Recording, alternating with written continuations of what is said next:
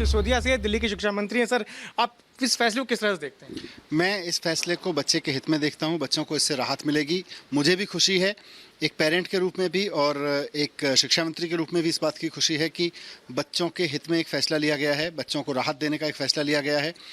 10वीं के exam cancel करना एक अच्छी बात है। उनका असेसमेंट केवल उनके 10वीं क्लास में जो उन्होंने अभी इंटरनल एग्ज़ाम्स दिए उसके आधार पे कर दिया जाएगा। 12वीं क्लास के लिए अभी थोड़ी अनसर्टेनिटी छोड़ दी है। ये 12वीं क्लास के बच्चों को देखें तो अच्छा नहीं है। उनकी अनसर्टेनिटी भी सीबीएसई को ख़त्म कर देनी चाहिए। उनके अंदर अभी पूरी एंग्जाइटी है इस चीज़ को लेके कि हमारा अब क्या होगा, हमको कैसे होगा, एग्ज़ाम क्या होगा। वो लगातार इस चीज़ की तैयारी कर रहे थे। उन्होंने पूरे साल ऑनलाइन पढ़ाई की है।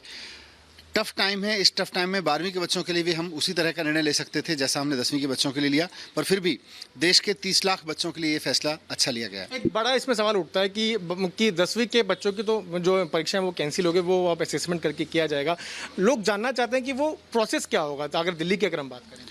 असेसमेंट तो हो चुका है बच्चों का, इंटरनल असेसमेंट लगातार चलता रहता है। दिल्ली के स्कूलों में, सरकारी और प्राइवेट स्कूलों में सभी में बच्चों का असेसमेंट लगातार हुआ है। ऑनलाइन, सेमी ऑनलाइन असेसमेंट हुआ है। उसके बेस पर अब 10वीं के बच्चों को 11वीं में प्रमोट कर दिया जाएगा। 12वीं के बच्चे भी उसी तरह की पढ़ाई कर रहे थे, उसी तरह से असेसमेंट से गुजर रहे थे। उन्होंने भी प्री बोर्ड उसी तरह से दिया था जैसे 10वीं के बच्चों ने दिया था। लेकिन अभी 12वीं के बच्चों में के लिए थोड़ी अनसर्टेनिटी छोड़ी है। मेरी गुजारिश रहेगी केंद्र सरकार से और सीबीएसई से कि 12वीं के बच्चों की भी अनसर्टेनिटी, उनके जो अनिश्चितता है उसको भी खत्म कर दिया जाए और उसके बारे में फैसला ले लिया जाए। आखिरी प्रश्न मैं लूंगा सर कि 12वीं के बच्चों की अगर बात करें, क्योंकि कोरोना के मामले जो है लगातार बढ़ते जा रहे हैं, कहीं ना कहीं एक चिंताजनक बात ये हो सकती है।